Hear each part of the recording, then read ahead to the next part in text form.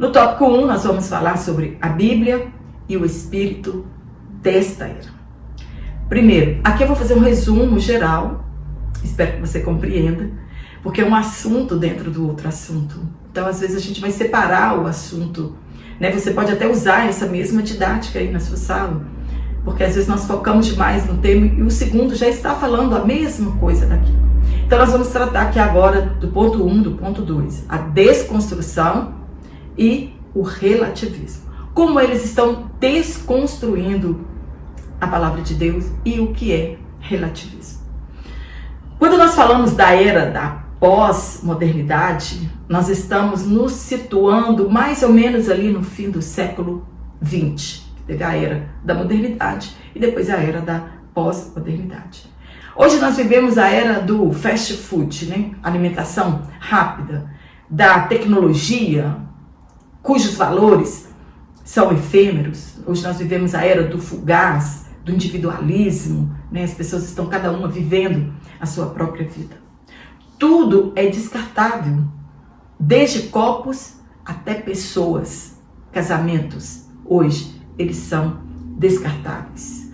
Hoje nós tivemos perdas de fronteiras, notícia em tempo real, nós temos banco 24 horas. Então isso tudo veio nesta era da pós-modernidade. Nós temos que absorver isso muito rápido.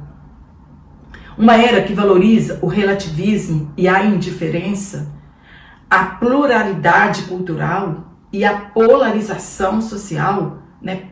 Pobres em uma ponta, ricos em outra ponta, devido ao distanciamento acrescido dos rendimentos. Uns ganham muito e outros ganham pouco.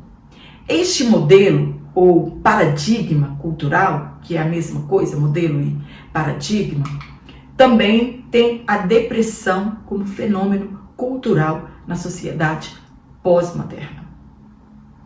As instituições divinas, elas são ameaçadas. O casamento, a igreja, a família, o governo, essas instituições hoje, elas estão sendo ameaçadas. Eles estão desconstruindo o padrão bíblico. A igreja da atualidade, ela está sendo desafiada a não ser influenciada pelo padrão da pós-modernidade. Nós temos que vencer esse desafio. Estamos vivendo uma era de incertezas, sem bases fixas e tem como meta pensar através da radical relatividade situacional. A igreja está sendo desafiada a viver neste século de todo pensamento humano. Ele destrói todo tipo de conceito pré-estabelecido, é o que nós estamos vivendo hoje, né? Tanto o relativismo quanto a pós-modernidade. O que predomina é o que cada indivíduo delibera de seus pensamentos. Então, só é pecado aquilo que eu acho que é pecado. Eu seleciono aquilo que eu quero que seja pecado. É o que nós estamos vivendo no relativismo, nessa era da pós-modernidade. A conduta pessoal, ela é regida somente por suas próprias convicções. É o que eu acho que está certo. E o resto é resto. Ele nega a existência da verdade absoluta e questiona toda a cosmovisão. De acordo com este conceito, não existe verdade, e sim verdades. Isso é o relativismo. Não existe uma só verdade, a que nós conhecemos, que é a palavra de Deus. Existem muitas verdades. É o que eu penso, é o que eu acho, né? Sobre um determinado assunto, sobre um mesmo assunto, podem ter opiniões divergentes e cada um vai ficar com a sua visão do que ele tem, do que é pecado. Eles desconstroem os valores éticos, morais e espirituais. Paulo escreveu aos Romanos que nós não podemos nos amoldar a este mundo. Nós não podemos considerá-lo padrão para o verdadeiro cristão. Não é para o mundo que nós olhamos, não é o padrão que o mundo está vivendo que nós olhamos, mas nós olhamos para o padrão bíblico, né? O que Deus deixou para nós. Hoje nós vemos a diminuição do pudor, o aumento da sensualidade, casamentos efêmeros, né? Sem duração nenhuma, a oferta do sexo, né? Toda rede social, todo aparelho que você vai de comunicação, a oferta do sexo, do relativismo e a alteração do comportamento do indivíduo pós-moderno tem produzido grandes transtornos à sociedade. Ao invés deste padrão trazer benefícios para a sociedade, ao contrário, ele está trazendo malefícios. O que é relativismo? Relativismo é uma corrente de pensamento que questiona as verdades universais do homem, tornando o conhecimento subjetivo. Se eu achar que isso é verdade, é verdade. Se para mim isso não for verdade, não é verdade.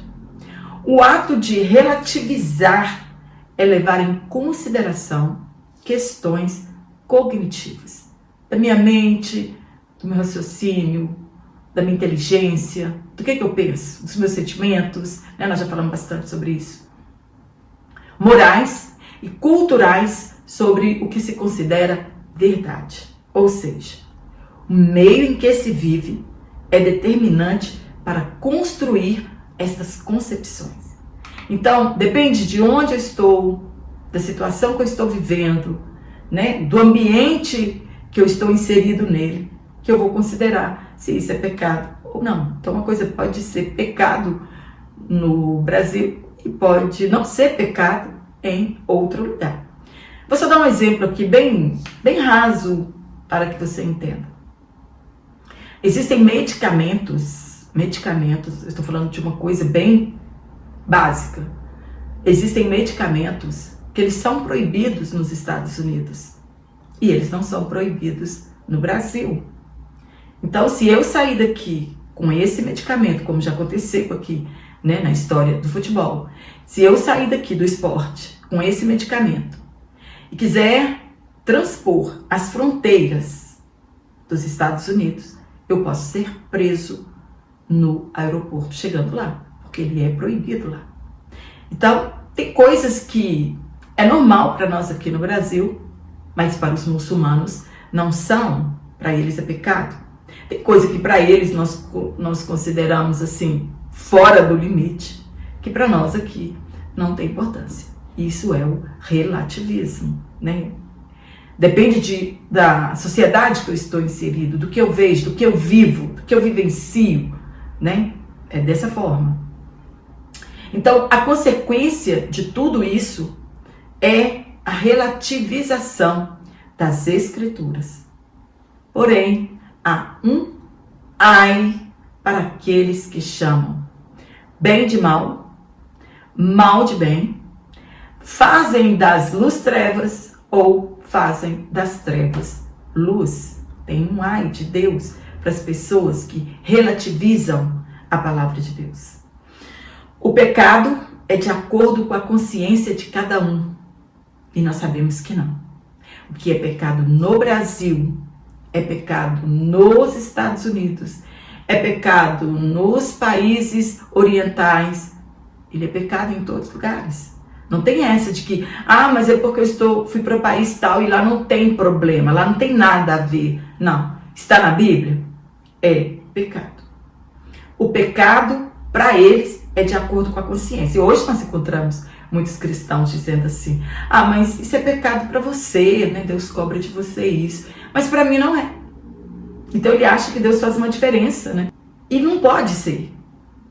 Nós precisamos entender que para Deus o pecado, a mesma coisa que é pecado para mim, é pecado para outra pessoa. Tudo é relativo. Depende do ponto de vista de quem julga ou analisa. Então, entre mim e você, Deus fará o mesmo julgamento a respeito do pecado. tudo é relativo, depende do ponto de vista das pessoas. E sobre esta perspectiva, a Bíblia Sagrada representa apenas mais um ponto de vista e não a verdade, né, entre aspas, absoluta de Deus. Então, para estas pessoas, o que a Bíblia diz é mais um ponto de vista, é um ponto de vista de Deus. Mas e o meu ponto de vista? O que eu penso? O que eu acho? O escritor aos Hebreus, ele afirma que Jesus é o mesmo hoje, ele é o mesmo ontem e ele será o mesmo para sempre, eternamente. O escritor está falando sobre a imutabilidade de Cristo. E se ele não muda, por certo, as escrituras também não mudarão, independente do século que nós estivermos vivendo. Da mesma forma que Deus nos fez perfeito e com uma constituição genética, em 2003, o projeto Genoma Humano identificou pela primeira vez aproximadamente de 20 a 25 mil genes do DNA humano. Eles são responsáveis por nossas características físicas e até mesmo mostram ali no microscópio se nós teremos algum tipo de doenças, diabetes, câncer e outras doenças.